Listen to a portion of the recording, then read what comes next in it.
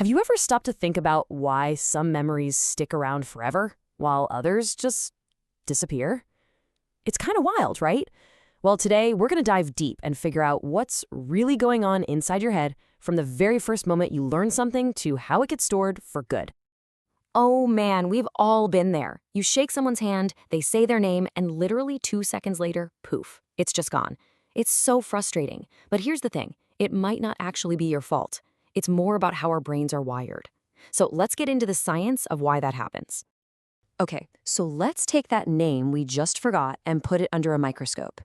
We're going to follow its journey right from the second it enters your brain and see exactly where the process works and, where it completely falls apart. To make sense of all this, we're going to use a simple 3-stage roadmap. You can think of these as checkpoints a memory has to clear if it's going to have any chance of sticking around.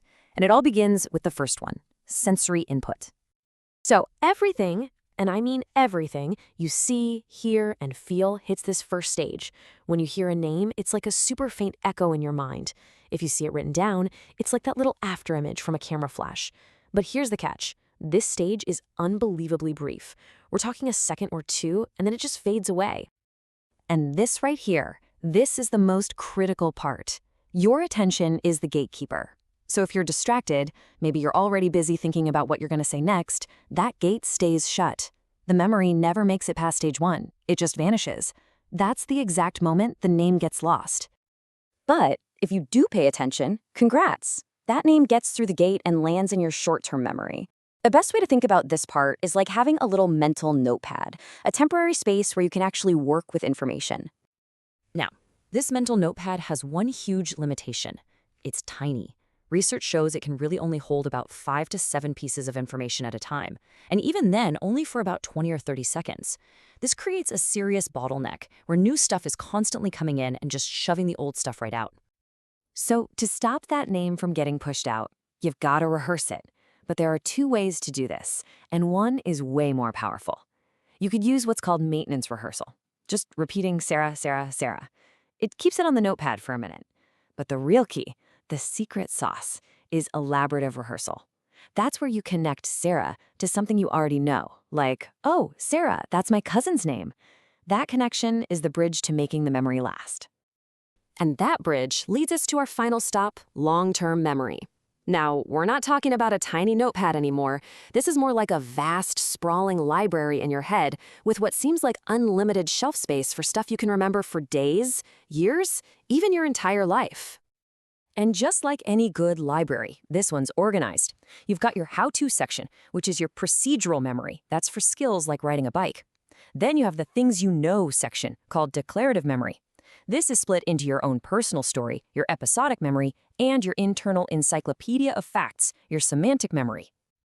So having this gigantic library is great, but it's pretty useless if you can't find the book you're looking for, right? The final piece of the puzzle isn't just about storing memories, it's the art of getting them back out again. We call this retrieval. And this is exactly why that elaborative rehearsal we talked about is so powerful. Your brain doesn't just randomly toss information on the floor. No, it actively tries to file things on the right shelf next to other similar information. So the better you are at filing a memory when it first comes in, the easier it's going to be to find later. We find stuff using what are called retrieval cues. They're basically like search terms for your brain. You know how the smell of cookies baking can instantly transport you back to your grandma's kitchen? That smell is a powerful retrieval cue, instantly pulling a specific memory from that vast library right back to the front of your mind. Now, this whole system, from the front gate to the deepest shelves of the library, is always being influenced by other things. So let's quickly look at some of the things that can really help the process along, and a few that can totally sabotage it. Think about it. Being super stressed can slam that attention gate shut. That's why people blank on tests. A noisy room makes it almost impossible to rehearse anything. But on the flip side, positive emotions can actually strengthen how memories are filed. And being in the same room where you learned something can give you a ton of retrieval cues to help you recall it later. So when you look at the whole picture, you realize memory isn't just something that happens to you. It's an active process, and you're pretty much in the driver's seat. It starts by paying attention, and it gets locked in by making meaningful connections. So the next time you meet someone new, the real question isn't, will I remember their name? It's how will I choose to build this memory?